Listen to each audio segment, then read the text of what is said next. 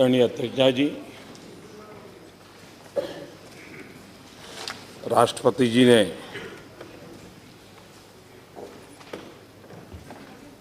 संसद के दोनों सत्रों को 2017 के प्रारंभ में ही संबोधित किया। भारत किस तेजी से बदल रहा है, देश की जनशक्ति का सामर्थ्य क्या है, गांव गरीब किसान की जिंदगी किस प्रकार से बदल रही है, उसका एक विस्तार से खाका सदन में रखा था। मैं राष्ट्रपति जी के अभिभाषण पर धन्यवाद देने के लिए आपके समय उपस्थित हुआ हूं और मैं उनका हृदय से आभार व्यक्त करता हूं। इस चर्चा में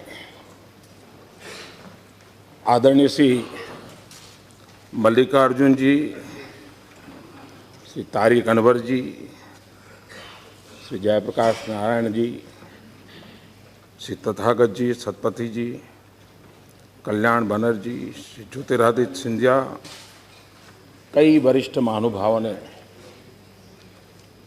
चर्चा को प्राणवान बनाया, कई पहलुओं को उजागर करने का प्रयास किया है और मैं इसके लिए चर्चा में शरीक होने वाले सभी आदरणीय सदस्यों का आभार व्यक्त करता हूं।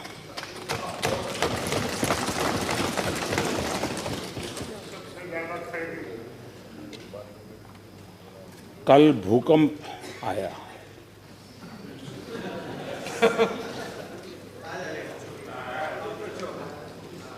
इस भूकंप के कारण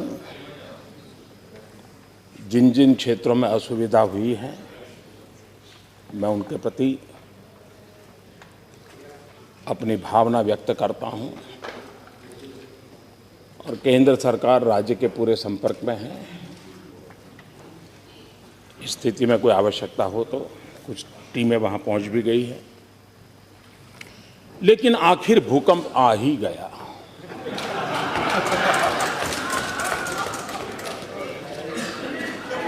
मैं सोच रहा था कि ये भूकंप आया कैसे, क्योंकि धमकी तो बहुत पहले सुनी थी।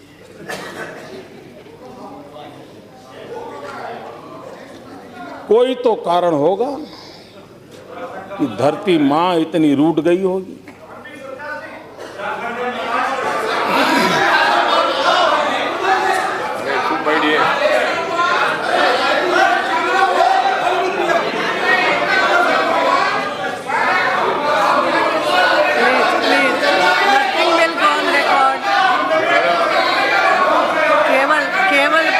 उनको बैठाइए प्लीज। कल्याण जी, यस, ये क्या, ये ठीक नहीं है, please. Kalyan ji,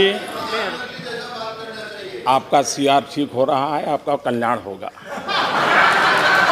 please please, no not like this, nothing will go. Yes please please, Kalyan ji, this is not the way. बैठिए बैठिए बैठिए।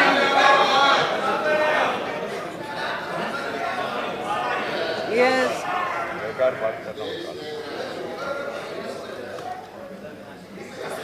कल का भूकंप, प्लीज, ये ठीक नहीं, बैठे बैठे, दिस इज नॉट द वे। आपके क्या है ये? प्लीज थोड़ी शांति रखिए।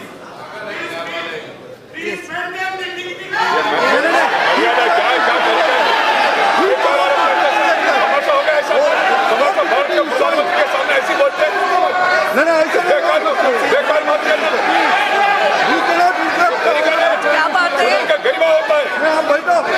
बैठिए।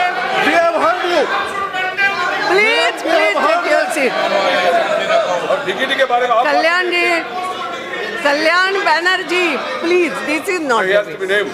Now I am warning you, ऐसा मत करो प्लीज। कल आपने भी अच्छा भाषण दिया, सबने सुना। नाउ आज बिल्कुल शांति से। हाँ, तो आप बैठिए प्लीज, प्लीज बैठिए। Now please take your seat. Yes. आदरणीय अध्यक्षा जी,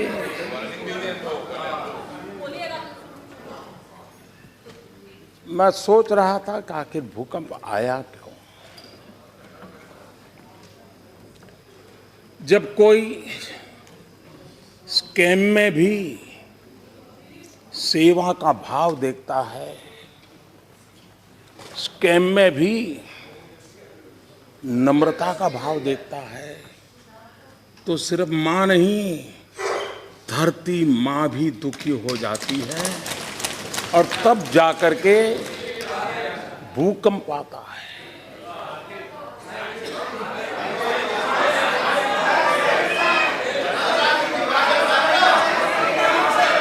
और इसलिए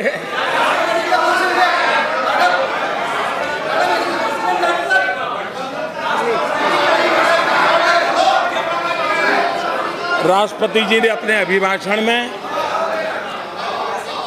जनशक्ति का ब्यौरा दिया है। हम ये जानते हैं, कोई भी व्यवस्था हो, लोकतांत्रिक हो या अलोकतांत्रिक हो, जनशक्ति का मिजाज कुछ और ही होता है। कल हमारे मल्लिकार्जुन जी कह रहे थे कि कांग्रेस की कृपा है कि अब भी लोकतंत्र बचा है और आप प्रधानमंत्री बन पाए। वाह, क्या शेर सुनाया।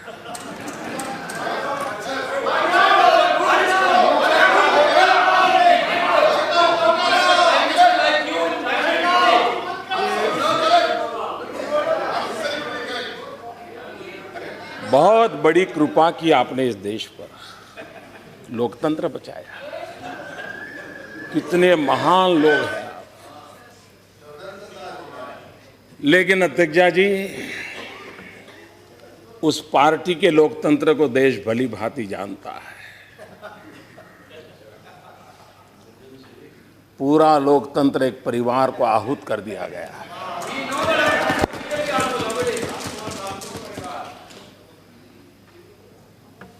और 75 का कालखंड, माननीय अध्यक्षा जी, 75 का कालखंड जब देश पर आपातकाल थोप दिया गया था, हिंदुस्तान को जेल खाना बना दिया गया था, देश के गणमान्य वरिष्ठ नेता जयप्रकाश बाबू समेत लाखों लोगों को जेल के सलाखों में बंद कर दिया गया था। अखबारों पर ताले लगा दिए गए थे और उन्हें अंदाज नहीं था कि जनशक्ति क्या होती है। लोकतंत्र को कुचलने के ढेर सारे प्रयासों के बावजूद भी इस देश की जनशक्ति का सामर्थ्य था कि लोकतंत्र पुनः प्रस्थापित हुआ। और उस जनशक्ति की ताकत है कि गरीब मां का बेटा भी इस देश का प्रधानमंत्री बन सकता है।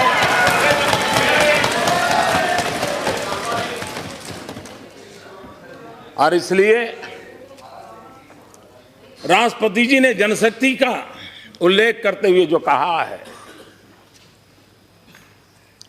चंपारण सत्याग्रह शताब्दी का वर्ष है। इतिहास सिर्फ किताबों की अटारी में पड़ा रहे तो समाज जीवन को प्रेरणा नहीं देता है। हर युग में इतिहास को जानने का, इतिहास को जीने का प्रयास आवश्यक होता है। उस समय हम थे या नहीं थे, हमारे कुत्ते भी थे या नहीं थे, औरों के कुत्ते हो सकते हैं।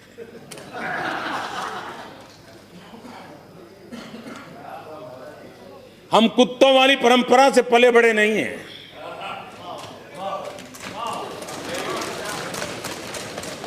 लेकिन देश के कोटि कोटि लोग थे, जब कांग्रेस पार्टी का जन्म भी नहीं हुआ था, 1857 का स्वातंत्र संग्राम इस देश के लोगों ने जान की बाजी लगा करके लड़ा।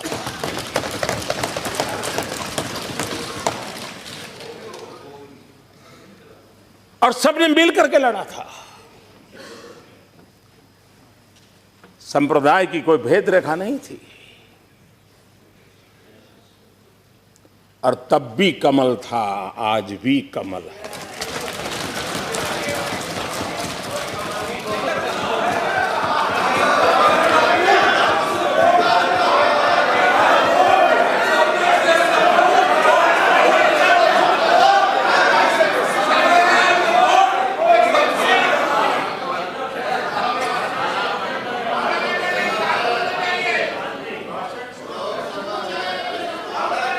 यहां बहुत ऐसे लोग हैं जो मेरी तरह आजादी के बाद पैदा हुए हैं, और इसलिए हम में से बहुत लोग हैं जिनको आजादी के लड़ाई में सौभाग्य नहीं मिला, लेकिन देश के लिए जीने का तो सौभाग्य मिला है, और हम जीने की कोशिश कर रहे हैं।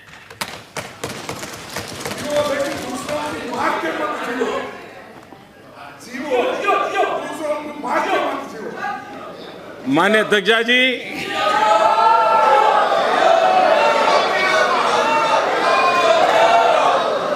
और इसलिए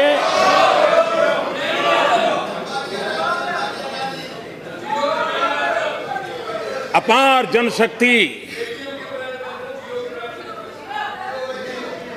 देश ने दर्शन किए हैं। लाल बहादुर शास्त्री जी, उनकी अपनी गरिमा थी। युद्ध के दिन थे, हर हिंदुस्तानी के दिल में भारत विजय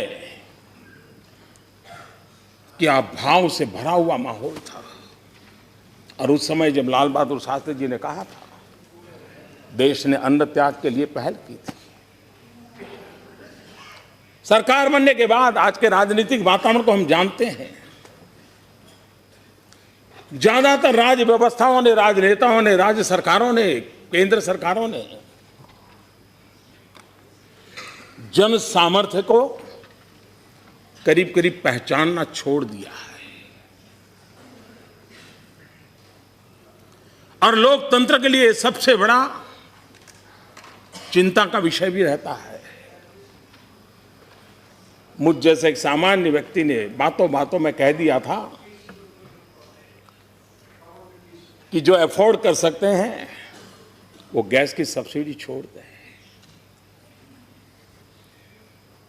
जब हम जनता से कट जाते हैं, जनमन से कट जाते हैं, 2014 में हम चुनाव लड़ रहे थे तो एक दल इस मुद्दे पर चुनाव लड़ रहा था कि 9 सिलेंडर देंगे कि 12 सिलेंडर देंगे। हमने आकर के 9 और 12 की चर्चा को कहां ले गए। हमने कहा जो अफोर्ड कर सकते हैं वो सब्सिडी छोड़ सकते हैं क्या? सिर्फ कहा था। इस देश के 1 करोड़ 20 लाख से ज्यादा लोग गैस सब्सिडी छोड़ने के लिए आगे आए। इस सरकार और वहां बैठे हुए लोगों के गर्व का विषय सीमित नहीं है। ये 125 करोड़ देशवासियों की शक्ति का परिचय है। और मैं इस सदन को प्रार्थना करता हूं, राष्ट्रपति जी के उद्बोधन के माध्यम से प्रार्थना करना चाहता हूं, और देश के राजनीतिक जीवन में निर्णायक की अवस्था में बैठे हुए निर्णय प्रक्रिया के भागीदार सबको आह्वान करता हूं कि हम हमारे देश की जनशक्ति को पहचानें, उस सामर्थ्य को पहचाने। हम भारत को नई ऊंचाइयों पर ले जाने के लिए जन आंदोलन की अवधारणा लेते हुए एक सकारात्मक माहौल बना करके देश को आगे बढ़ाने की दिशा में काम कर रहे हैं। आप देखिए, पहले नहीं मिले, उससे ज्यादा परिणाम मिलेंगे और उसके कारण अनेक गुना ताकत बढ़ जाएगी, देश की बढ़ने वाली है। इसमें से कोई ऐसा नहीं है कि जो आने वाला कल बुरा देखना चाहता है। इसमें कोई ऐसा नहीं है जो हिंदुस्तान का बुरा चाहता है। हर कोई चाहता है गरीब का भला हो, हर कोई चाहता है गांव गरीब किसान को कुछ मिले। पहले भी किसी ने प्रयास नहीं किया, ऐसा कहने वालों में से मैं नहीं हूं। मैं इस सदन में बार बार कह चुका हूं, मैं लाल किले पर से बोल चुका हूं कि अब तक जितनी सरकारें आई, जितने प्रधानमंत्री आए, हर किसी का अपना अपना योगदान है। उस तरफ बैठे हुए लोगों से कभी सुनने को मिला नहीं है कि इस देश में कोई चाफेकर बंधु भी हुआ करते थे जिनकी शहादत थी आजादी में। इनके मुंह से सुनने को नहीं मिला है कभी सावरकर जी भी थे जो काला पानी की सजा भुगत रहे थे, तब देश आजाद हुआ है। उनके मुंह से कभी सुनने को नहीं मिल रहा है कोई भगत सिंह चंद्रशेखर आजाद भी थे कि जिन्होंने देश के लिए बलि चढ़ाया था। उनको तो लगता है कि आजादी सिर्फ एक परिवार ने दिलवाई है, समस्या की जड़ वहां है। हम देश को उसकी पूर्णता में स्वीकार करें और इसलिए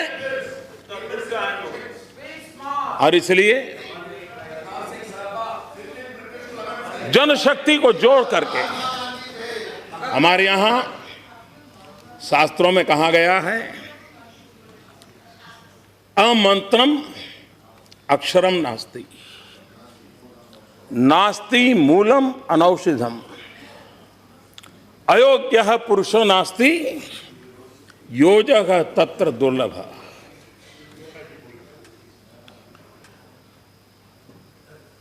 कोई अक्षर ऐसा नहीं होता है जिसको मंत्र में जगह पाने का पोटेंशियल ना हो। कोई ऐसा मूल नहीं होता है जिसकी औषध में जगह पाने का पोटेंशियल ना हो। कोई इंसान ऐसा नहीं होता है कि जो कुछ कर करके समाज और देश को दे न सके। जरूरत होती है योजक तत्र दुर्लभ, योजक की जरूरत होती है। और इस सरकार ने हर शक्ति को संवार करके जोड़ने का एक प्रयास किया है और जनशक्ति के भरोसे उसको आगे बढ़ाने का प्रयास किया है।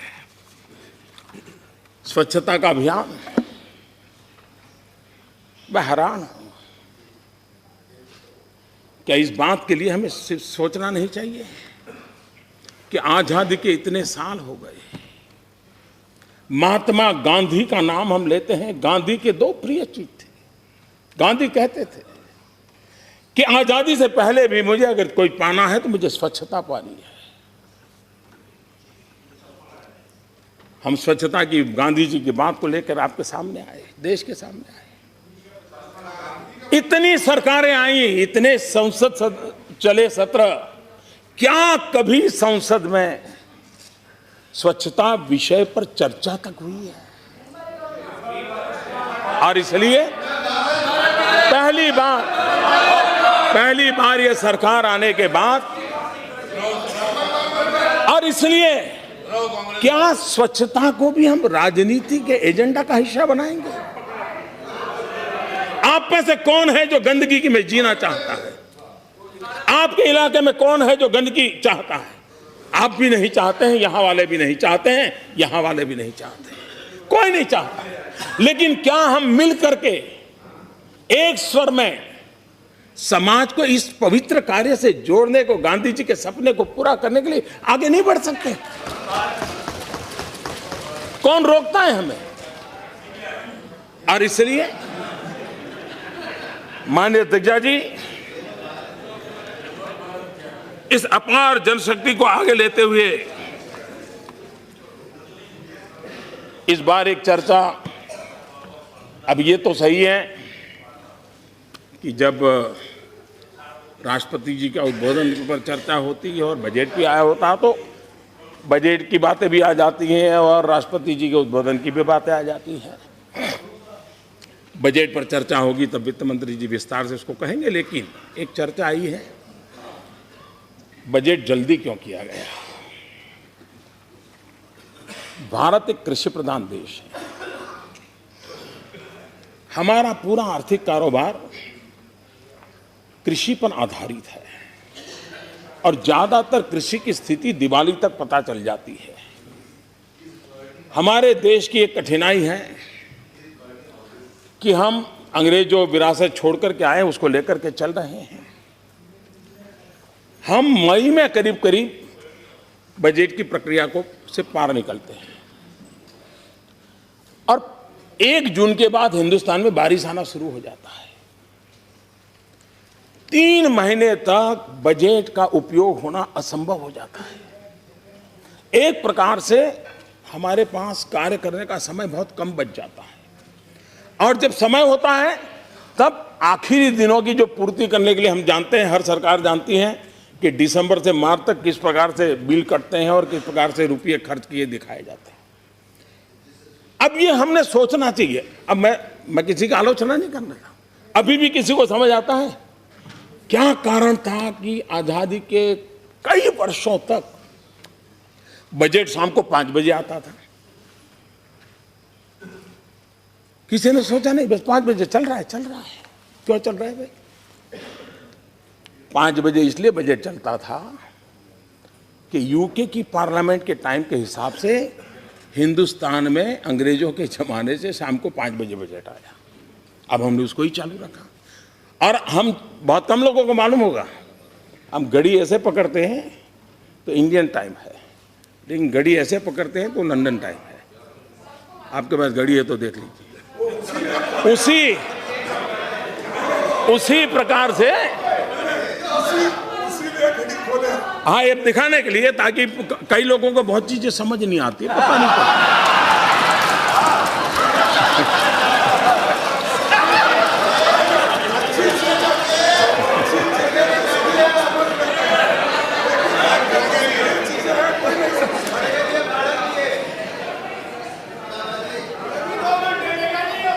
अब अटल जी की सरकार आई तब समय बदला गया।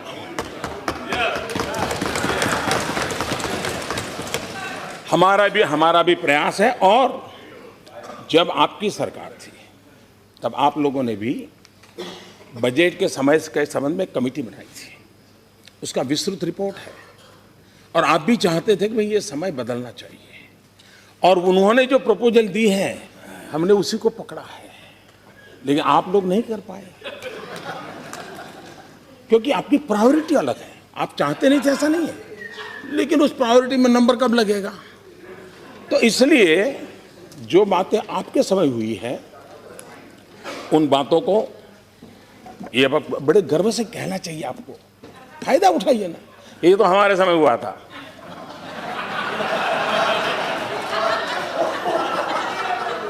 अब ये भी आप भूल जाते हैं, चलो मैंने याद दिला दिया, आप इसका भी लाभ लीजिए।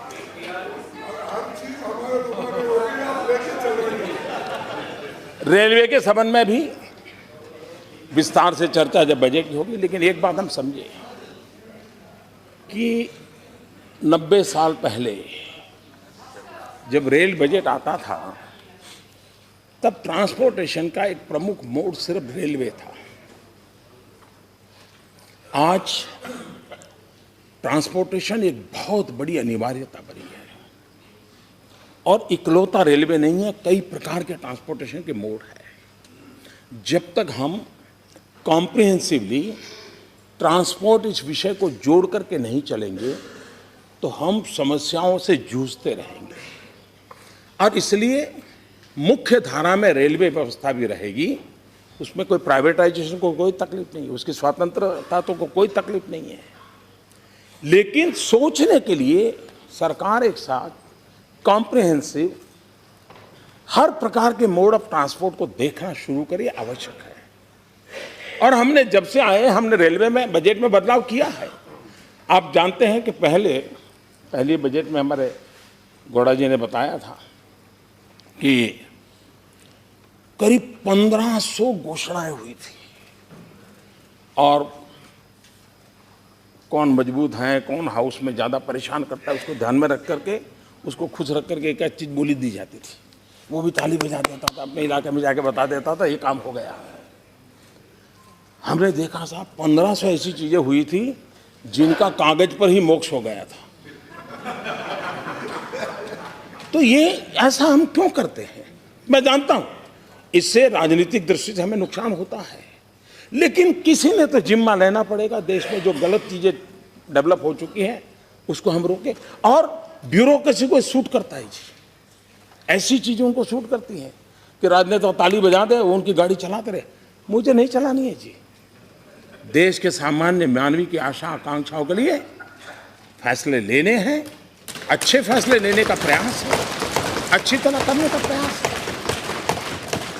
और इसलिए हम उस दिशा में आगे बढ़ रहे हैं, हम इसको काम को कर रहे हैं। एक विषय नोटबंदी का आया। पहले दिन से ये सरकार कह रही है हम नोटबंदी पर चर्चा करने के लिए तैयार है, लेकिन आप लोगों को लगता था कि टीवी पर कतार देखते हैं तो कल कभी न कभी कुछ हो जाएगा, फिर देखेंगे। आपको लग रहा था कि इस समय चर्चा करने से शायद मोदी फायदा उठा जाएगा, और इसलिए चर्चा के बजाय आपको टीवी बाइट देने में ही इंटरेस्ट था, इसलिए चर्चा नहीं हुई। अच्छा है इस बार आपने थोड़ा बहुत स्पर्श किया है, और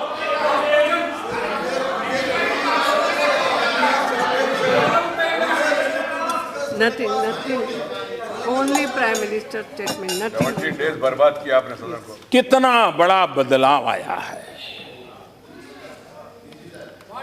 और मुझे विश्वास है कि जो बारीकी से चीजों का अध्ययन करते हैं, अब तक उनका ध्यान नहीं गया है, तो मैं चाहूंगा कि उनका ध्यान जाए।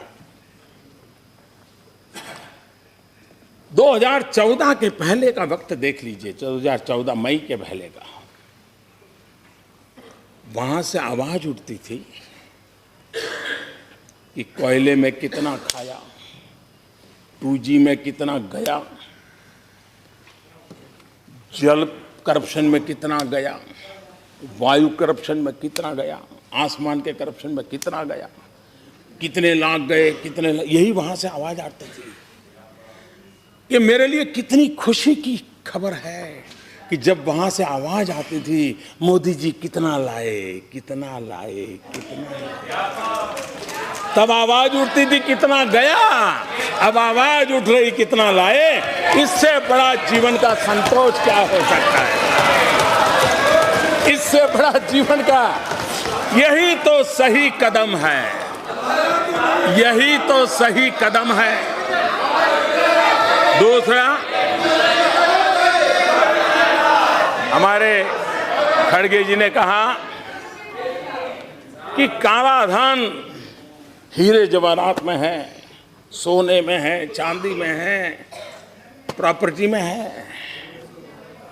मैं आपकी बात से सहमत हूं, लेकिन ये सदन जानना चाहता है ये ज्ञान आपको कब हुआ?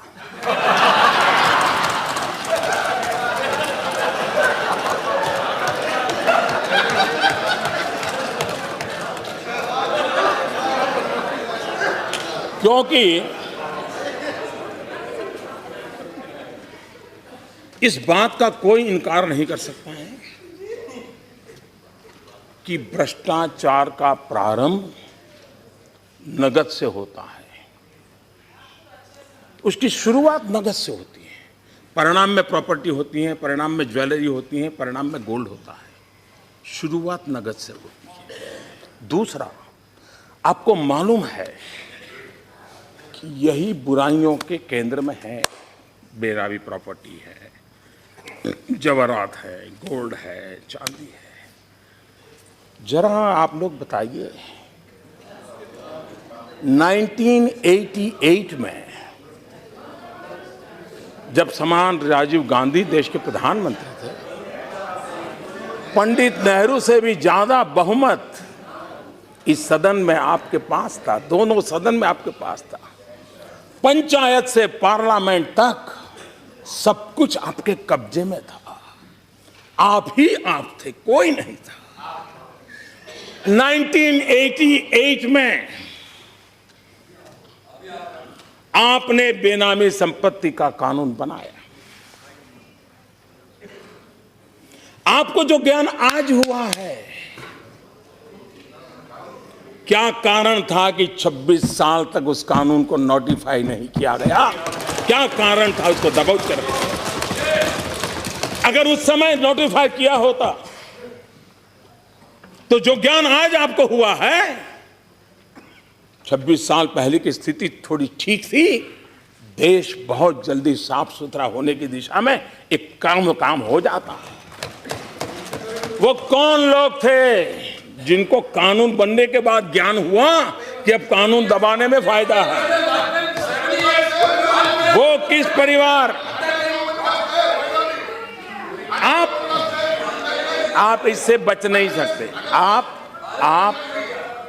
आप किसी का नाम दे करके बच नहीं सकते। आपको जवाब देना पड़ेगा देश को। जो ज्ञान आज हुआ है, और ये सरकार है जिसने नोटबंदी से पहले पहला कदम उनके खिलाफ उठाया, कानून बनाया है। और मैं आज इस सदन के माध्यम से भी देशवासियों को कहना चाहता हूं, आप कितने ही बड़े क्यों न हो, गरीब के हक का आपको लौटाना पड़ेगा।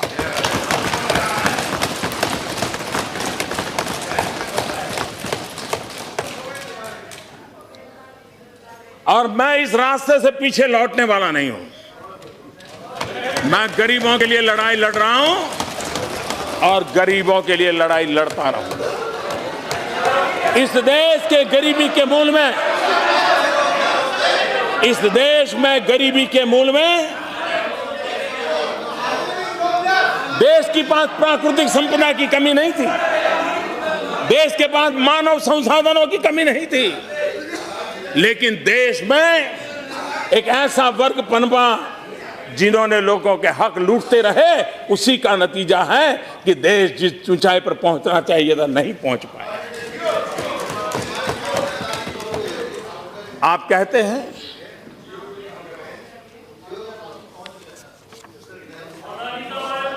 कुछ लोग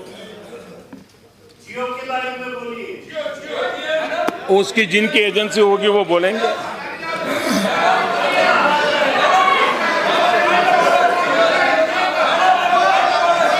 एक बात मैं कहना चाहूंगा,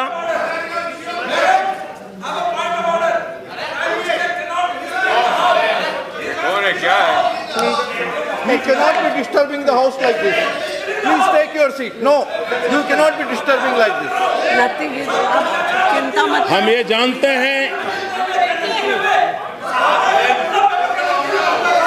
कि अर्थव्यवस्था को Nothing is going on record. Please. इस बात का कोई इनकार नहीं कर सकता है, मत गलत। एक समांतर अर्थव्यवस्था डेवलप हुई थी। और ऐसा नहीं है, ये काम भी आपके संज्ञान में भी पहले भी आया था। ये विषय आप ही की सरकार की, आप ही की कमिटियों ने भी आपको सुझाया था। जब इंदिरा जी राज करती थी तब यशवंतराव जी चौहान ये विषय लेकर के उनके पास गए थे, और तब जाकर के उन्होंने कहा था कि क्यों भाई कांग्रेस को चुनाव नहीं लड़ने का? आपको निर्णय गलत नहीं था, चुनाव का डर था। हमें चुनाव की चिंता नहीं है, देश की चिंता है, इसलिए हम निर्णय किए। और ये बात निश्चित है, कोई इनकार नहीं कर सकता है कि कोई भी व्यवस्था में कैश कितना, चेक कितना, एक कारोबार डेवलप हो चुका है और एक प्रकार से जीवन का हिस्सा बना है। जब तक आप उसको गहरी चोट नहीं लगाओगे तब तक स्थिति से बाहर नहीं आओगे। और इसलिए हमने जो फैसले किए हैं, आप आपने किस प्रकार से देश चलाया। ऐसा लगता है कि कुछ दलों के दिलो दिमाग में चारवाक का मंत्र उनके जिंदगी में बहुत काम आ गया है। उन्होंने चारवाक के ही मंत्र को लेकर के शायद, और तभी जाकर के कोई अंग्रेजी कवि को उल्लेख करते हुए ये भी कह देते बड़े बड़े व्यक्ति कि मरने के बाद क्या है, क्या देखा है। अभी तो चारवाक का तत्व ज्ञान है। मैं उस सदन में जाऊंगा तब इसका उल्लेख बराबर डिटेल में करूंगा। लेकिन चारवाक कहते थे, यावत जीवेत सुखम जीवेत, ऋणम कृत्वा घृतम पिबेत, भस्मीभूतस्य देहस्य पुनरागमनम कुतः। जब तक जियो मौज करो, जियो, जब तक जियो मौज करो। चिंता किस बात की, कर्ज करो और घी पियो। उस जमाने में संस्कार के लिए घी कहा भाई, भगवत मान, नहीं तो और कुछ पीने का कहते हैं।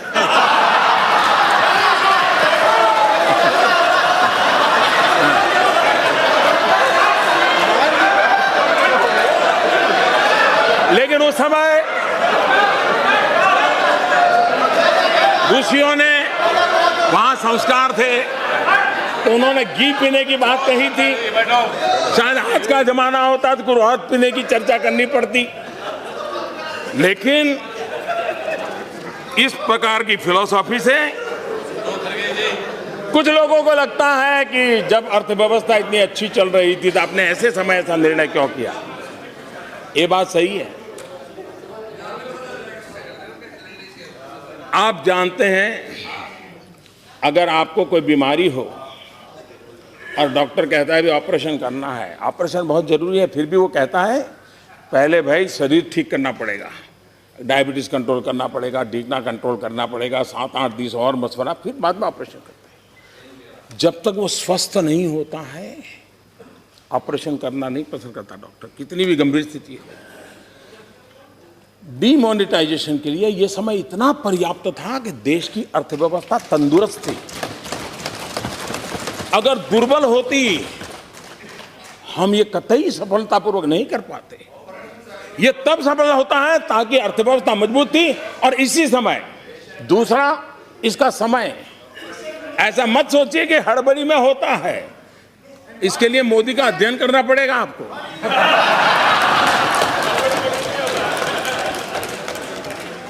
और आप देखिए, हमारे देश में साल भर में जितना व्यापार होता है, करीब करीब उतना ही व्यापार दिवाली के दिनों में हो जाता है। यानी 50% दिवाली के दिनों में, 50% साल भर। एक प्रकार से पूरा उद्योग, व्यापार, किसानी, सब काम दिवाली के आसपास उसकी पीक पर पहुंच जाता है। उसके बाद नेचुरल लल पीरियड हमारे देश में हमेशा होता है। दिवाली के अलावा दुकानदार भी 15-15 दिन बंद रख करके बाहर चले जाते हैं, लोग अपने आप घूमने। ये प्रॉपर टाइम था कि जबकि सामान्य कारोबार ऊंचाई पर पहुंच गया है, उसके बाद अगर 15-20 दिन दिक्कत होती है और फिर 50 दिन में ठीक ठाक हो जाएगा। और मैं आज देख रहा हूं कि जो मैंने हिसाब किताब कहा था उसी प्रकार से गाड़ी चल रही। और इसलिए आप ये भी जानते हैं,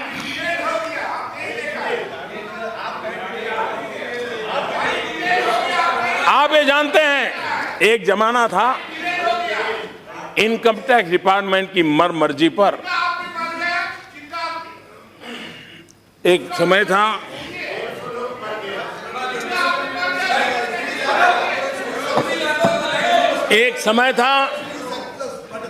जब देश में इनकम टैक्स अधिकारी मनमर्जी पड़े वहां जाकर के धमकते थे। और बाकी क्या होता था, पुराना इतिहास को जो दोहराने की जरूरत नहीं है। नोटबंदी के बाद सारी चीजें रिकॉर्ड पर है, कहां से आया, किसने लाया, कहाँ रखा। अब उसमें से टॉप नामों को टेक्नोलॉजी के द्वारा, डाटा माइनिंग के द्वारा निकाल दिए गए हैं। अब इनकम टैक्स ऑफिसर को कहीं जाना नहीं है, सिर्फ SMS करके पूछना है कि भाई जरा बताइए डिटेल क्या है। आप देखिए, किसी भी प्रकार का अफसरशाही के बिना जिसको भी मुख्य धारा में आना है उसके लिए एक अवसर प्राप्त हो चुका है। और मैं मानता हूं इससे बहुत क्लीन इंडिया, जैसे स्वच्छ भारत का मेरा अभियान चल रहा है, वैसा ही आर्थिक जीवन में स्वच्छ भारत का अभियान भी बहुत तेजी से आगे बढ़ रहा है। और बेनामी संपत्ति का कानून पास हो चुका है, नोटिफाई हो चुका है। और जदा खड़गे जी ने कहा वहीं पर सब कुछ है। अच्छा सुझाव आपने दिया है, हम भी कुछ करके दिखाएंगे। और जो भी सुन रहे हैं वो भी समझे और उसके प्रावधान पढ़ लें कि कितना बड़ा कठोर कानून है। जिसके पास भी बेनामी संपत्ति है उनसे मेरा आग्रह है, अपने चार्टर्ड अकाउंटेंट से जरा पूछ ले आखिर के प्रावधान क्या है। और इसलिए मेरा सबसे आग्रह है कि मुख्य धारा में आइए, देश के गरीबों का भला करने के लिए आप भी कुछ कंट्रीब्यूट कीजिए, आप भी कुछ कंट्रीब्यूट।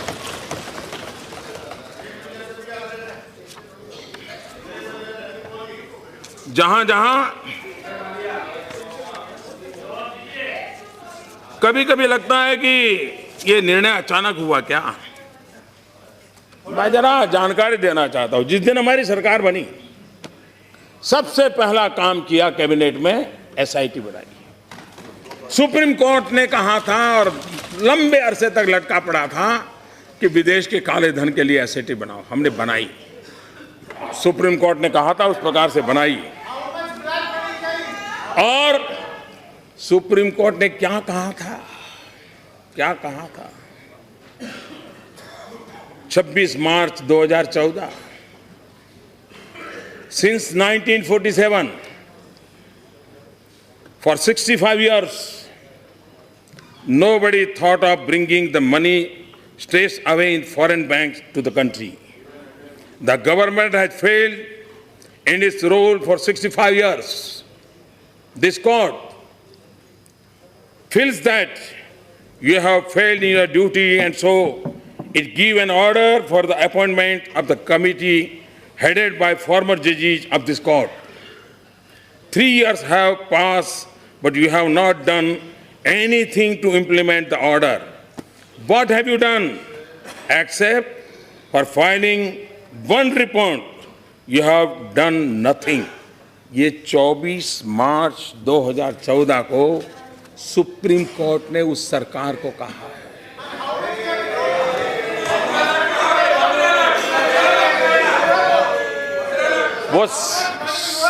वही तो मैं कह रहा था, वो जमाना था तब आवाज उठती थी कितना गया, अब आवाज उठ रही है कितना आया और आके रहेगा, आते रहेगा। आप देखिए एक के बाद एक देखिए, विदेश में जमा काले धन के खिलाफ नया कठोर कानून बनाया, प्रॉपर्टी जब्त करने की बात कही। इस बार भी बजट में एक नया कानून की बात कही गई है, सजा भी 7 साल से 10 साल कर दी। टैक्स हेवन जो थे मॉरिशस, सिंगापुर वगैरह, उस पुराने जो नियम आप बना करके गए थे उसको हमने बातचीत की, उनको समझाया, हमारी परिस्थितियां समझाई, उसको हम ले आए। हमने स्विट्जरलैंड से समझौता किया कि वो रियल टाइम इंफॉर्मेशन देंगे, कोई भी हिंदुस्तानी नागरिक पैसा रखेगा तो उसका पता चल जाएगा। हमने अमेरिका सहित कई देशों के साथ इस प्रकार के समझौते किए हैं, जहाँ भी हमारा कोई भी भारतीय नागरिक, भारतीय मूल का व्यक्ति पैसे रखेगा तो उसकी जानकारी भारत को मिलेगी। उसी प्रकार से प्रॉपर्टी बिक्री 20,000 से ज़्यादा नगद नहीं, इसकी चर्चा हमने नहीं किया। रियल एस्टेट बिल को पास किया, ज्वेलरी के मार्केट में भी 1% एक्साइज डाली ताकि इस चीज़ों को स्ट्रीमलाइन करना था, किसी को परेशान नहीं करना था। और आप ही लोग हैं इस देश सदन में, इधर हो या उधर हो, मुझे चिट्ठियाँ आई हैं जब हमने कहा कि 2 लाख से ज़्यादा कोई अगर ज्वेलरी परचेज करता है तो उसको पैन नंबर देना होगा। मैं हैरान हूँ, काले धन और भ्रष्टाचार के खिलाफ भाषण देने वाले लोग मुझे चिट्ठियां लिखते थे कि पैन नंबर मांगने का नियम रद्द कर दीजिए, ताकि लोग कैश मनी से सोना लेते रहे, गहने लेते रहे और काला बाजार चलता रहे। हम टिके रहे, हम उसको करके दिखाया, एक एक कदम उठाया। मैं जानता हूं ये राजनीतिक फायदे के लिए काम कोई ऐसा नहीं कर सकता, वरना तो आप पहले कर लेते। ये कठिनाई है, लेकिन देश का भला करने के लिए निर्णय करने थे और गरीबों का भला करना था, इसलिए निर्णय किए। 2 लाख से ज्यादा से किसी सामान पर 10 लाख से ज्यादा महंगी गाड़ी पर 1% अतिरिक्त टैक्स लगा दिया। हमने इनकम टैक्स डिक्लेरेशन स्कीम भी लाई और अब तक में सबसे स्कीम में सबसे ज्यादा पैसा लोगों ने डिक्लेयर किया। 1100 से ज्यादा पुराने कानून हमने खत्म किए और यहां बताया गया कि आपने नोटबंदी के संबंध में, कोई कहता है 150 बार, कोई कहता है 130 बार, वो सब अलग अलग आंकड़े बोल रहे हैं। इतने नियम बदले, बहुत अच्छा याद रखते हैं। 150 आदमी मर गया, 150 बार नियम बन गया। अब मैं आपको बताना चाहता हूं, ये तो एक ऐसा काम था जिसमें हम जनता की कोई तकलीफ तुरंत हम समझने के बाद रास्ता खोजने का प्रयास करते थे। दूसरा, जिन लोगों को सालों से लूटने की आदत लगी है वो रास्ता खोजते, तो हमें बंद करने के लिए कुछ न कुछ करना पड़ता था। लड़ाई का मौसम था, एक तरफ देश को लूटने वाले थे और एक तरफ देश को ईमानदारी की तरफ ले जाने का मोर्चा लगा हुआ था। लड़ाई पल पल चल रही थी, वो एक तू डाल डाल में 5-5 इस प्रकार से लड़ाई चल रही थी। लेकिन जो आप लोगों का बड़ा प्रिय कार्यक्रम है, जिसको लेकर के आप बड़ी पीठ थपथपा रहे हैं, वैसे उसके लिए आपको हक नहीं है, क्योंकि जब इस देश में राजा रजवाड़ों का शासन था तब भी गरीबों के लिए राहत काम के नाम से योजनाएं चलती थी।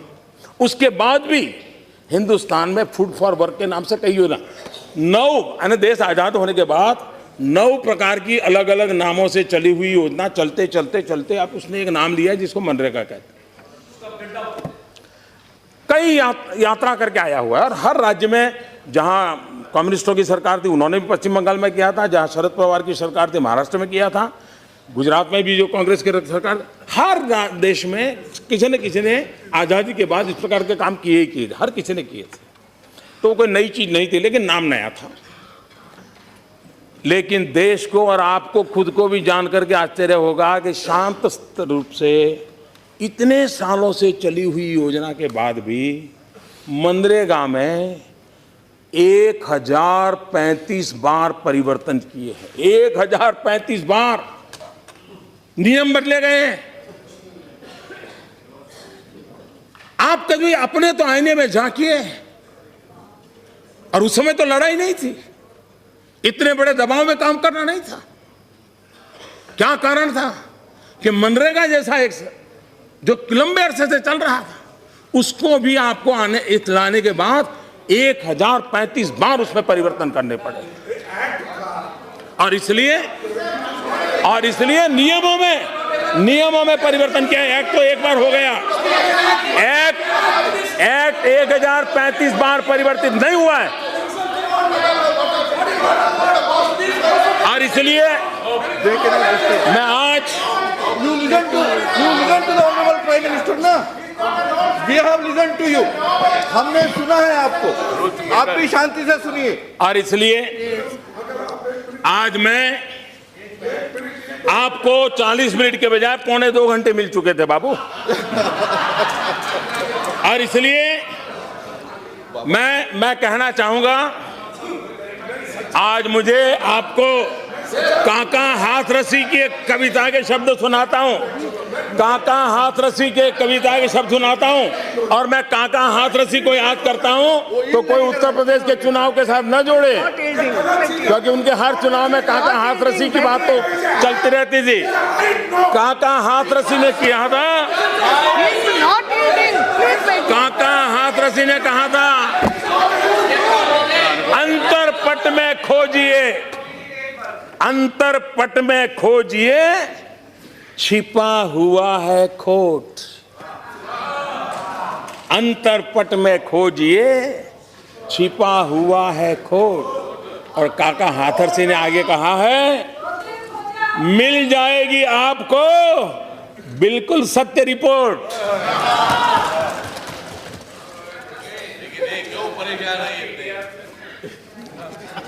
आदरणीय अध्यक्ष जी, मैंने एक बात की ओर और भी ध्यान देना चाहता हूं। सरकार नियमों से चलती है, संवैधानिक जिम्मेवारियों के साथ चलती है। जो नियम आपके लिए थे वो नियम हमारे लिए भी हैं, लेकिन फर्क कार्य संस्कृति का होता है। नीतियों की ताकत भी नियत से जुड़ी हुई होती है।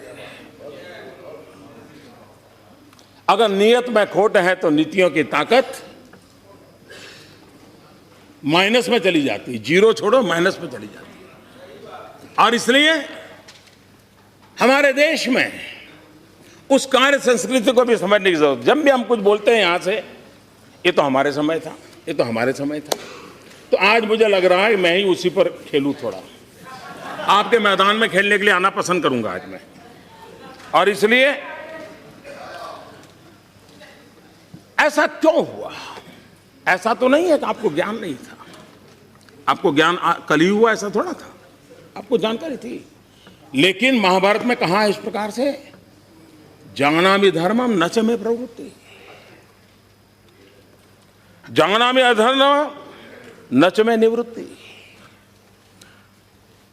धर्म क्या है वो तो आप जानते हैं, लेकिन वो आपकी प्रवृत्ति नहीं थी। अधर्म क्या है वो भी जानते थे, लेकिन उसे छोड़ने का आपका सामर्थ्य नहीं था। मैं बताता हूं जी, अब मुझे कहिए, नेशनल ऑप्टिकल फाइबर नेटवर्क, अगर मैं उसके लिए कुछ भी कहूंगा तो वहां से आवाज उठाई, ये तो हमने शुरू किया था। मैं हमने शुरू किया था उसी से शुरू करना चाहता हूं। अब देखिए, नेशनल ऑप्टिकल फाइबर नेटवर्क 2011 से 14 3 साल सिर्फ 59 गांवों में ये ऑप्टिकल फाइबर नेटवर्क लगा, और उसमें भी लास्ट माइल कनेक्टिविटी का प्रावधान नहीं था। प्रोक्योरमेंट भी पूरी तरह सेंट्रलाइज था। वो तो क्या कारण है सब जानते हैं। अब आप देखिए,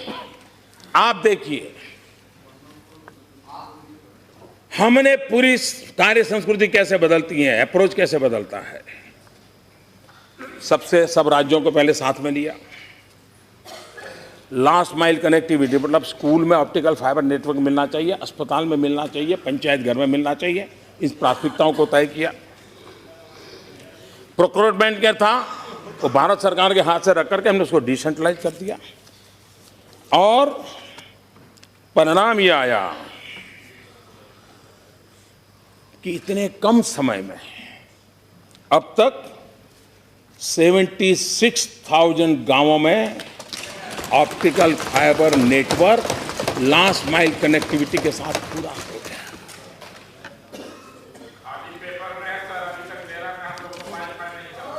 दूसरा, अभी यहां बताया जा रहा था कल कि आप लेस कैश सोसाइटी या कैशलेस सोसाइटी के लिए बोल रहे हैं। लोगों के पास क्या है, लोगों के पास क्या है, मोबाइल फोन। मैं हैरान हूं। मैं तो 2007 के बाद से जितने चुनाव सभाएं सुनी हैं, आपके नेता गांव-गांव जाके कहते हैं कि राजीव गांधी कंप्यूटर रिवॉल्यूशन लाए, राजीव गांधी मोबाइल फोन लाए, राजीव गांधी ने गांव-गांव कनेक्टिविटी कर दी। आप ही का भाषण है। और जब मैं आज कह रहा हूं कि उस मोबाइल का उपयोग बैंक में भी कन्वर्ट किया जा सकता है, तो आप कहते हैं मोबाइल फोन ही कहां है। ये समझ भी आ रहा है भाई। आप ही कह रहे थे हमने इतना कर दिया, जब मैं उसमें कुछ अच्छा जोड़ रहा हूं तो कहते नहीं वो तो है ही नहीं। तो ये क्या समझा रहे थे आपको जी? क्यों ऐसा कर रहे हो जी? दूसरी बात है, ये आप भी मानते हैं, मैं भी मानता हूं कि पूरे देश के पास सब नहीं है, लेकिन मान लो अगर 40% के पास है, तो क्या उन 40% लोगों को इस आधुनिक व्यवस्था से जोड़ने की दिशा में हम सबका सामूहिक प्रयत्न रहना चाहिए कि नहीं रहना चाहिए? 60% का अब चलो बाद में देखेंगे, कहीं तो शुरू करें। और इसका लाभ है डिजिटल करेंसी को हम कम ना आके, आज हमारा एक एक एटीएम उसका संभालने के लिए एवरेज 5 पुलिस वाले लगते हैं।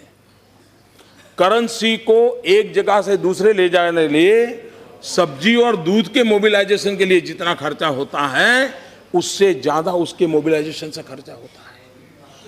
अगर हम इस बातों को समझे तो जो कर सकते हैं, सब नहीं कर पाएंगे हम समझ सकते हैं, लेकिन जो कर सकते हैं उनको करने के लिए प्रोत्साहित करना, ये नेतृत्व का काम होता है, किसी भी दल का हो। उससे लोगों का भला होने वाला है। अभी मुझे कोई बता रहा था, एक सब्जी वाले ने शुरू किया, कल ही कोई मुझे रिपोर्ट दे के गया। उसको पूछा तेरा क्या फायदा है? बोले साहब पहले क्या होता था, एक तो मेरे ग्राहक परमानेंट थे, सबको मैं जानता था। अब मान लीजिए 52 रुपीज़ का सब्जी लिया, तो फिर वो मैडम कहती थी चलिए जेब और पैसे नहीं, 50 रुपये का नोट ले लो, तो बोले मेरे 2 रुपये चले जाते थे। अब मैं भी बोल नहीं पाता था, और बोले मैं लगाता था हिसाब, तो साल भर में मेरा 800-1000 रुपया, ये रुपया 2 रुपया न देने में ही हो जाता था। बोले इसके कारण भीम ऐप लगाने के बाद 52 रुपया है तो 52 रुपया मिलता है, 53 रुपया है तो 53 मिलता है, 48 रुपीज 45 पैसा है तो पूरा मिलता है। बोले मेरा तो 800-1000 रुपया बच गया। देखिए चीजें कैसे बदलती है। और इसलिए हम कम से कम, आप मोदी का विरोध करें कोई बात नहीं, आपका काम भी है, करना भी चाहिए, लेकिन जो अच्छी चीज है उसको आगे बढ़ाएं। जहां है मान लीजिए गांव में नहीं है, शहरों में है, तो आगे तो बढ़ाओ भाई, उसको योगदान करो, देश का भला होगा, हम और किसी व्यक्ति का भला नहीं है। और इसलिए मैं आग्रह करूंगा कि ऐसी चीजों में हम मदद कर सकते हैं तो करनी चाहिए। कार्य संस्कृति कैसे बदलती है? अब ये रोड बनाना क्या हमारे आने के बाद हुआ क्या? ये टोडरमल के जमाने से चल रहा है, शेरशाह सूरी के जमाने से चल रहा है। तो ये कहना कि ये तो हमारे जमाने से था, हमारे जमाने से था, अब कहां जाओगे भाई? लेकिन फर्क क्या है? पिछली सरकार में प्रधानमंत्री ग्रामीण सड़क योजना प्रतिदिन 69 किलोमीटर होती थी, हमारे आने के बाद 111 किलोमीटर होती है। ये फर्क। और हमने रोड बनाने में स्पेस टेक्नोलॉजी का उपयोग किया है। स्पेस टेक्नोलॉजी से फोटोग्राफी होती है, मॉनिटरिंग होता है। हमने रेलवे में ड्रोन का उपयोग किया है, फोटोग्राफी करते हैं, काम का हिसाब लेते हैं। कार्य संस्कृति टेक्नोलॉजी की मदद से कैसे बदलाव लाया जा सकता है। आवास योजना, ग्रामीण आवास योजना, राजनीतिक फायदा उठाने के लिए नामों को जोड़ करके उसका जो उपयोग हुआ, लेकिन फिर भी आपके समय में एक साल में 10,83,000 घर बनते थे। इस सरकार में एक वर्ष में 22,27,000 घर बने। 22 lakh. National urban renewal mission एक महीने में 8,017 घर बने। हमारी योजना से 13,530 घर बने। रेलवे, पहले ब्रॉड गेज रेलवे का कमीशनिंग एक साल में 1500 किलोमीटर हुआ करता था। पिछले साल ये बढ़कर के 1500 किलोमीटर से सामने 3,000 किलोमीटर, डबल। और हम 3500 किलोमीटर तक। और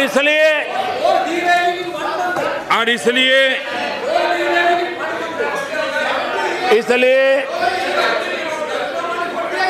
ये परिणाम अचानक नहीं आए।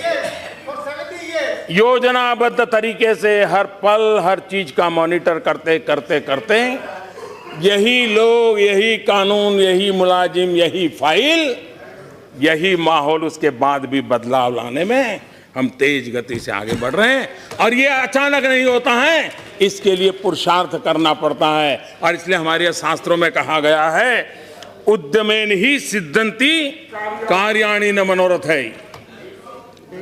उद्यमेन ही सिद्धंति कार्याणि न मनोरथै न ही सुप्तस्य सिंहस्य प्रविशन्ति मुखे मुगा। उद्यम से ही कार्य सिद्ध होते हैं, ना कि मनोरथों से। सोए हुए सिंह के मुख में हिरण आकर से प्रवेश नहीं करता है, उसको भी शिकार करना पड़ता है।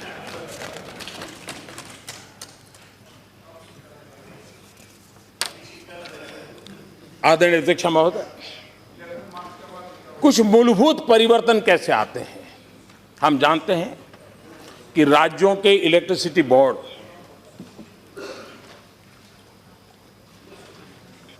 उन राज्यों के इलेक्ट्रिसिटी बोर्ड डिस्कॉम, सारे राज्य संकट में हैं।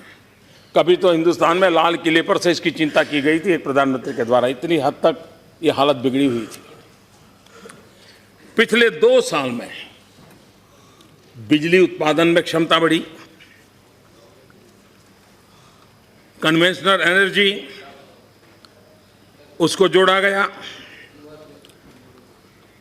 ट्रांसमिशन लाइन उसको बढ़ाया गया, सोलर एनर्जी को जोड़ लाया गया। 2014 में 2700 मेगावाट थे, आज हम उसको 9100 मेगावाट पहुंचा दिए हैं। सबसे बड़ी बात, डिस्कॉम योजना के कारण, उदय योजना के तहत राज्यों को उस योजना जब वो सफल कर पाएंगे, करीब करीब 1,60,00,000 से ज़्यादा रकम राज्यों की तिजोरी में बचने वाली है। और राज्यों के साथ जोड़ करके अगर भारत सरकार ने 1,60,00,000 की घोषणा कर दी होती तो चारों तरफ कहते कि वाह, मोदी सरकार ने इतना पैसा दिया। हमने योजना ऐसी बनाई कि राज्यों के खजाने में 1,60,000 करोड़ रुपया डिस्कॉम के द्वारा, उदय योजना के द्वारा बचत होने वाली है, जो उनके लिए विकास के काम आने वाली है। और ऊर्जा क्षेत्र का जो बोझ है, उस बोझ से वो बचने वाले हैं। कोयला, आप जानते हैं कोयला जहां से निकलता था उसके नजदीक नहीं दिया जाता था, दूर दूर से दिया। क्यों? तो बोले रेलवे को थोड़ा कमाई हो जाए। हमने कहा कमाल हो भाई, रेलवे की कमाई के लिए इतना सारा भोगते। हमने रेशनलाइज कर दिया, जहां नजदीक है उसी को कोयला वहां से मिले, कोयले का खर्चा हो, उस दिशा में प्रयास किया। और उसके कारण करीब करीब कोयले में 1300 करोड़ रुपया ट्रांसपोर्टेशन खर्च कम हुआ है। एलईडी बल्ब, अब ये तो हम नहीं कहते एलईडी बल्ब हम लाए, वैज्ञानिक शोध हुई, आपने भी शुरू किया। लेकिन आपके जमाने वो एलईडी बल्ब करीब 300, 350, 380 उस रुपये में चलते थे।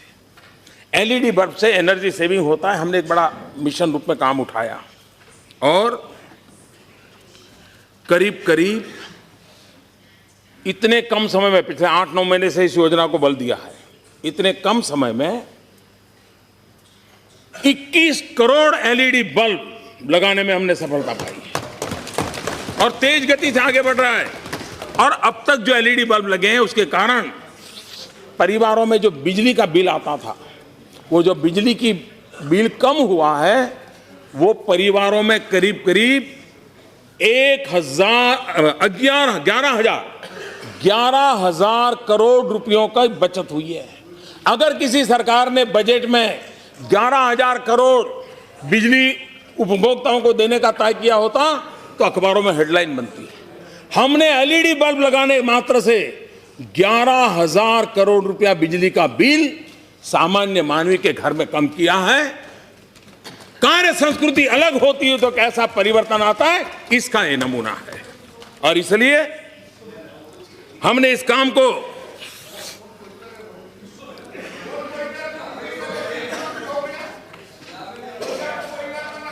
यहां पर हमारे विपक्ष के नेता शेड्यूल कास्ट के बजट के लेकर के भाषण कर रहे थे,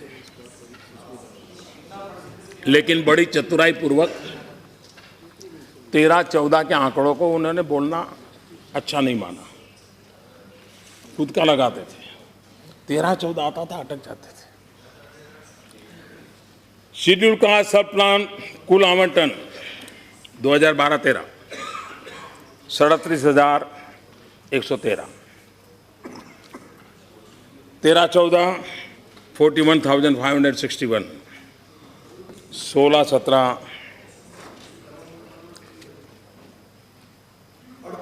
38,833, 16-17 40,920, 33.7% increase, 33.7% increase। और इस साल के बजट में 52,393, 52,393। और इसलिए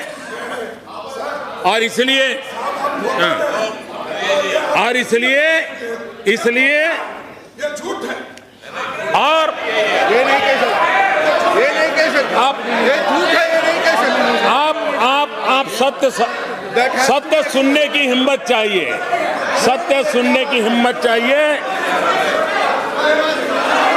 एक और काम मैं बताना चाहता हूं, ये सरकार भ्रष्टाचार के खिलाफ लड़ाई लड़ने वाली सरकार है। भ्रष्टाचार के खिलाफ लड़ाई लड़ने के समय किस प्रकार से काम किए जाते हैं। 17 मंत्रालय के 84 योजनाएं हमने डायरेक्ट बेनिफिट ट्रांसफर आधार योजना के साथ जोड़ करके उसको आगे किया और 32 करोड़ लोगों को 1,56,000 करोड़ रुपया डायरेक्ट बेनिफिट ट्रांसफर स्कीम में दिया गया। अब उससे क्या लाभ हुआ है और इसको समझना होगा कि किस प्रकार से हर गली मोहल्ले में चोरी लूट की व्यवस्था रही थी। और मैं जानता हूं इतनी बारीकी से हर जगह पर चोरी लूट को रोकूंगा तो मेरे पर कितना तूफान होगा। और तब जाकर मैंने गोवा में बोला था कि मैं जानता हूं, मैं ऐसे निर्णय करता हूं, मेरे पर क्या बीतेगी मुझे मालूम है, आज भी मालूम है। और इसमें दोबारा कहता हूं, ऐसे ऐसे बड़े बड़े लोगों को तकलीफ हो रही है और ज्यादा होने वाली है। उसके कारण मुझे अंदाज है मुझ पर क्या क्या जुल्म होने वाले हैं, उसके लिए तैयार, उसके लिए तैयार। क्योंकि देश के लिए मैंने ये प्रण लेकर के निकला हुआ इंसान हूं और इसलिए मैं कदम उठा रहा हूं।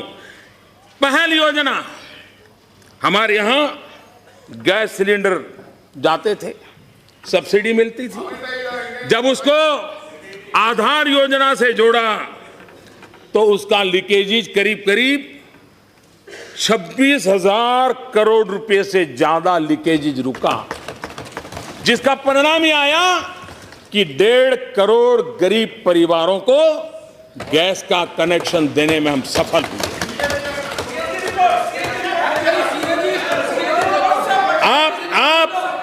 आप जरा अध्ययन कर लीजिए, आप अध्ययन कर।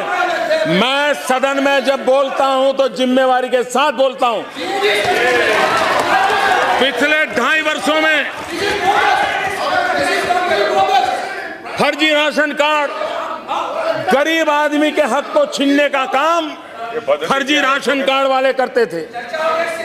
गरीब को जो मिलना चाहिए उसको बिचौलिए अपने यहां फर्जी राशन कार्ड के थप्पे रखते थे और माल चुरा लेते थे और काले बाजारी में बेचते थे। जब से हमने टेक्नोलॉजी का उपयोग किया, आधार का उपयोग किया, करीब करीब 4 करोड़ 3 करोड़ 95 लाख करीब 4 करोड़ फर्जी राशन कार्ड पकड़े गए। उससे करीब करीब 14,000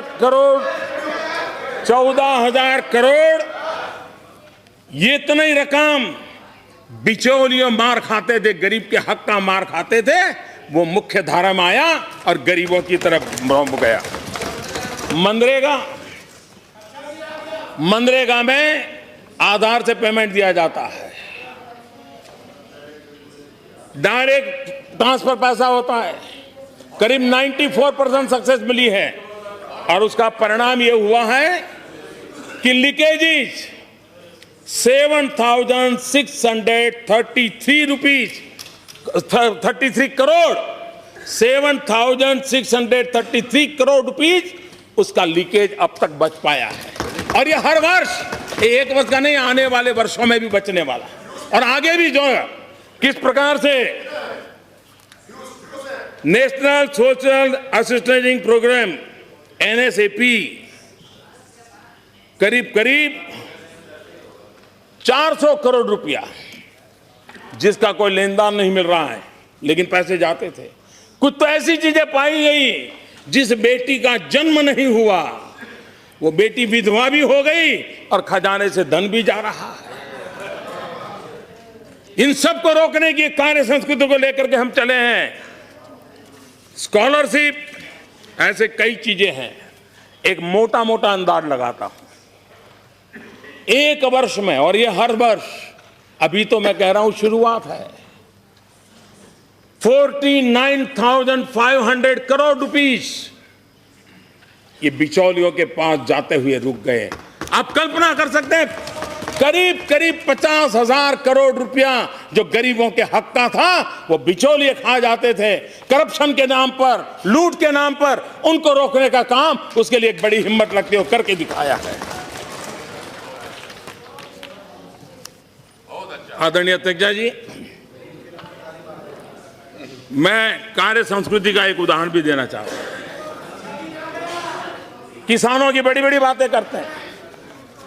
हर वर्ष राज्यों के मुख्यमंत्री भारत सरकार को इस बात की चिट्ठी लिखते थे कि हमें यूरिया मिलना चाहिए, यूरिया। मैं भी जब मुख्यमंत्री था लिखता रहता था और यूरिया पाने में बहुत बड़ी दिक्कत होती थी। मैं आज बड़े संतोष के साथ कहता हूं, पिछले 2 साल से किसी मुख्यमंत्री को यूरिया के लिए चिट्ठी नहीं लिखनी पड़ी।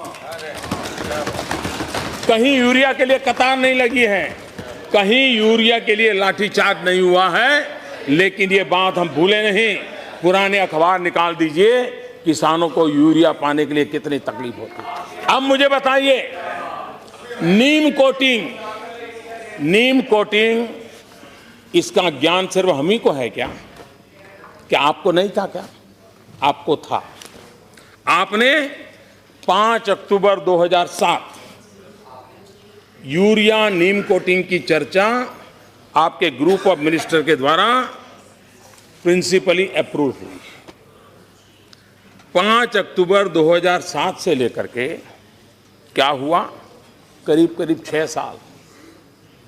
एक तो आपने कैप लगाई 35%, उससे ज़्यादा नहीं नीम कोटिंग करना।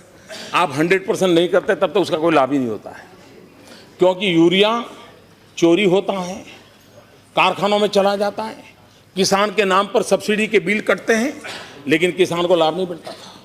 यूरिया का दूसरा दुरुपयोग होता था सिंथेटिक मिल्क बनाने में, और उसके कारण गरीब बच्चों की जिंदगी के साथ खेला जाता था। यूरिया को 100% नीम कोटिंग किया। आपने निर्णय किया था 6 साल में आपने सिर्फ 35% का कैप लगाने बाद 35% भी नहीं पहुंच पाए, सिर्फ 20% नीम कोटिंग किया। हमने आकर के इस बात को हाथ में लिया और 188 देश, आपका 6 साल मेरा 6 महीना, हिंदुस्तान में 100% यूरिया नीम कोटिंग कर दिया।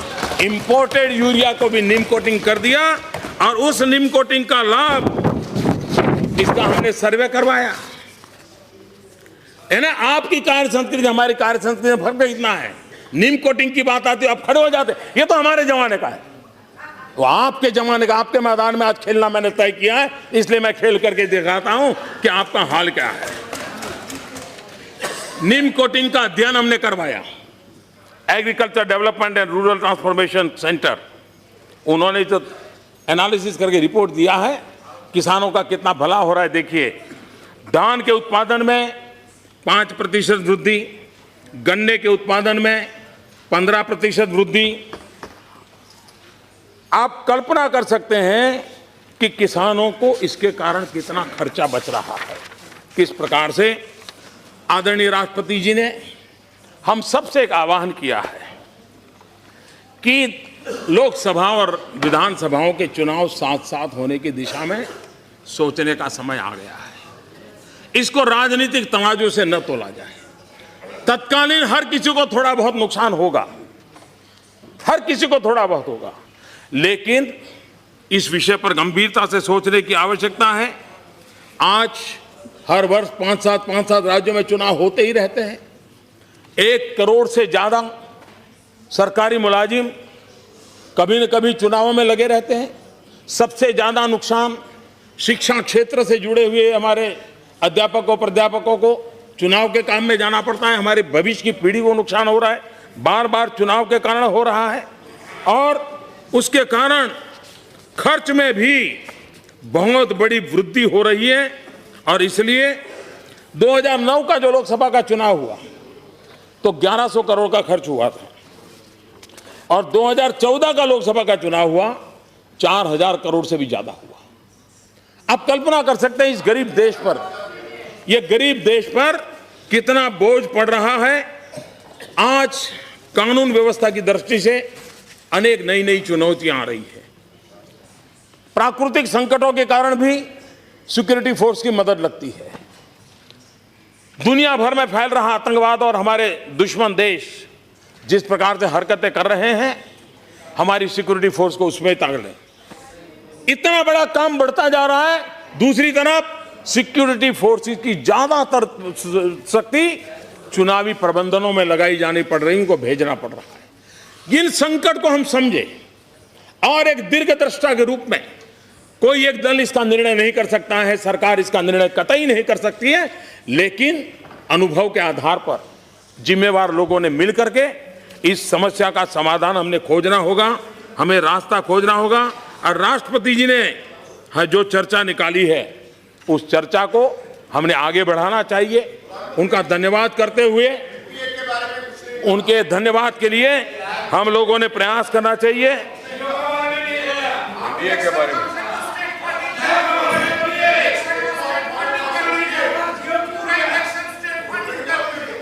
आदरणीय अध्यक्षा जी,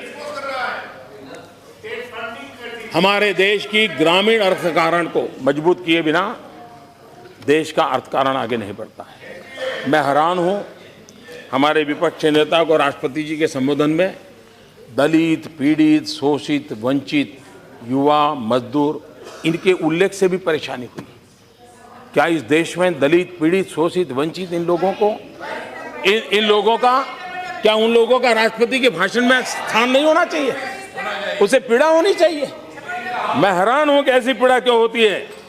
हमने कृषि सिंचाई योजना पर बल दिया, क्योंकि मैं मानता हूं, अब आप देखिए मनरेगा में कैसा मूलभूत परिवर्तन आया। आपने 3 साल में सिर्फ 600 करोड़ रुपए बढ़ाया था, हमने आकर के 2 साल में 11,000 करोड़ रुपए बढ़ा दिया। क्यों? हमने उसमें स्पेस टेक्नोलॉजी का उपयोग किया है, हमने उसके अंदर जियो टैगिंग का व्यवस्था की है, और हमने बल दिया है कि तालाब पर बल दिया जाएगा कि सिंचाई, ये सबसे बड़ी बात है। मत्स्य पालन के लिए भी छोटे छोटे तालाब काम आ सकते हैं, गरीब व्यक्ति कमा सकता है, और उसके कारण करीब 10 लाख से ज्यादा तालाब बनाने का संकल्प लेकर के हम चल रहे हैं।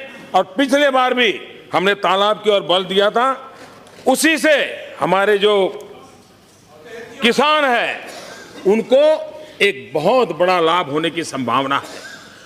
मॉनिटरिंग की व्यवस्था है, जियो टैगिंग के कारण मॉनिटरिंग की व्यवस्था है, उसका भी लाभ होगा। और स्पेस टेक्नोलॉजी, सैटेलाइट के अंदर बहुत चीजें होने के बावजूद भी हम उसका उपयोग नहीं किए। हमने सैटेलाइट छोड़ करके ही अखबारों में, सुर्खियों में जगह बनाने का प्रयास किया। ये सरकार है जिसने लगातार भरपूर प्रयास किया है और उसको भी आगे बढ़ाने के लिए काम करें। प्रधानमंत्री फसल बीमा योजना, फसल बीमा योजना पहले भी थी, लेकिन फसल बीमा लेने के लिए किसान तैयार नहीं था। फसल बीमा पहले भी थी, लेकिन किसान के हकों की रक्षा नहीं होती थी। मैं चाहूंगा, हम सब सार्वजनिक जीवन में काम करने वाले लोग हैं, राजनीतिक दल के सिवाय भी समाज के प्रति हमारी जिम्मेवारी है। इस सदन के सभी लोग प्रधानमंत्री फसल बीमा योजना का अध्ययन करें और हमारे इलाके के किसानों को कैसे मदद मिल सकती है इसका फायदा पहुंचाए।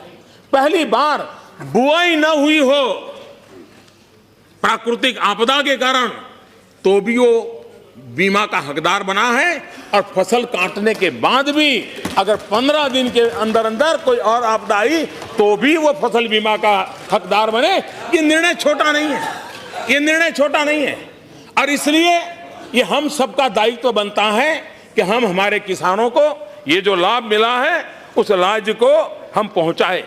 सॉइल हेल्थ कार्ड, राजनीतिक मतभेद हो सकता है, लेकिन अपने इलाके के किसानों को सॉइल हेल्थ कार्ड समझाइए, उनका फायदा होगा, उनकी लागत कम हो जाएगी, सही भूमि पर सही फसल से उपयुक्त लाभ होगा।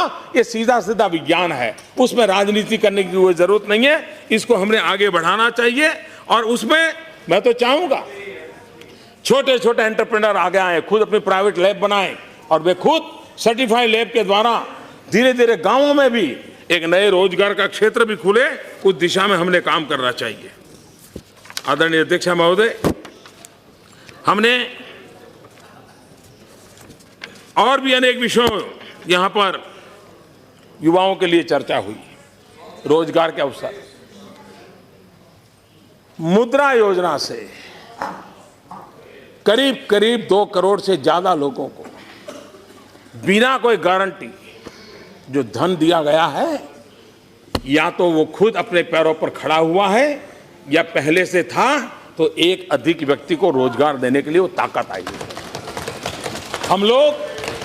हम लोगों की यही सोच रही, जब तक हम देश में रोजगार के अवसर नहीं बढ़ाएंगे, हमारी नीतियां वो होनी चाहिए कि हर जगह पे उसके रोजगार की संभावनाएं बढ़े, और हमने उस नीति को अपनाया, स्किल डेवलपमेंट पे बल दिया है, और उसका लाभ है कि हमारे यहां कृषि क्षेत्र, अब प्रधानमंत्री कृषि सिंचाई योजना, ये प्रधानमंत्री कृषि सिंचाई योजना जब लागू कर रहे हैं तो उस काम में रोजगार लोगों को मिलेगा कि नहीं मिलेगा।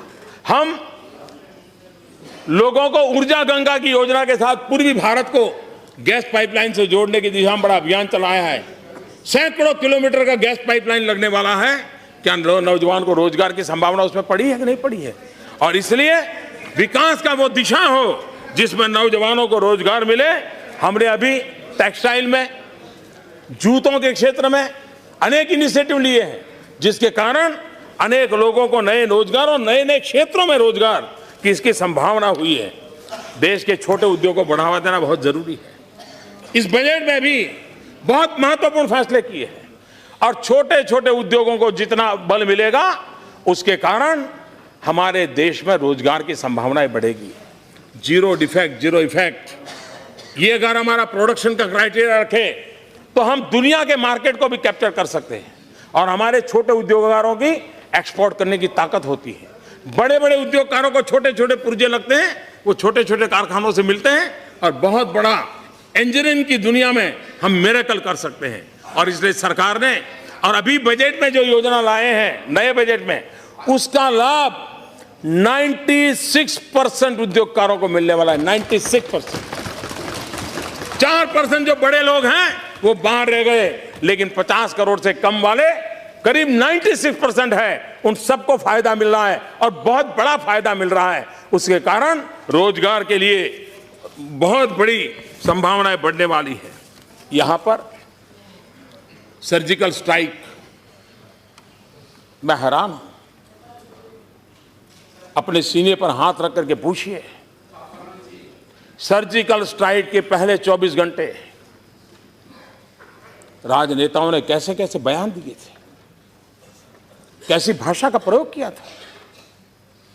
लेकिन जब देखा कि देश का मिजाज अलग है, उनको अपनी भाषा बदलनी पड़ी। और मैं आपसे आग्रह करता हूं, यह बहुत बड़ा निर्णय था और इस निर्णय को कोई मुझे पूछता नहीं है। नोटबंदी में तो पूछता है कि मोदी जी सीक्रेट क्यों रखा, कैबिनेट को नहीं बताया, ऐसा पूछ। कैबिनेट को भी नहीं बताया, बोले कैबिनेट को भी नहीं बताया। सर्जिकल स्ट्राइक के संबंध में कोई नहीं पूछ रहा है। भाइयों बहनों, हमारे देश की सेना उसके जितने गुणगान करे, हमारी देश की सेना का जितना गुणगान करे उतना कम है। और इतने बड़े फलक में इतनी सफल सर्जिकल स्ट्राइक की है। सर्जिकल स्ट्राइक आपको परेशान कर रही है, मैं जानता हूं। सर्जिकल स्ट्राइक आपको परेशान कर रही है और इसलिए सर्जिकल स्ट्राइक आपकी मुसीबत यह है कि पब्लिक में जाके बोल नहीं पाते हो, अंदर पीड़ा अनुभव कर रहे हो, ये आपकी मुसीबत है। लेकिन आप मान के चलिए, ये देश हमारी सेना इस राष्ट्र की रक्षा के लिए पूरी सामर्थ्यवान है, पूरी शक्तिवान है। आदरणीय अध्यक्ष महोदय, यस प्लीज। मुझे विश्वास है कि हम इस सदन में संवाद हो, नए नए शोध हो, नए नए विचारों को रखा जाए, क्योंकि हम लोग तो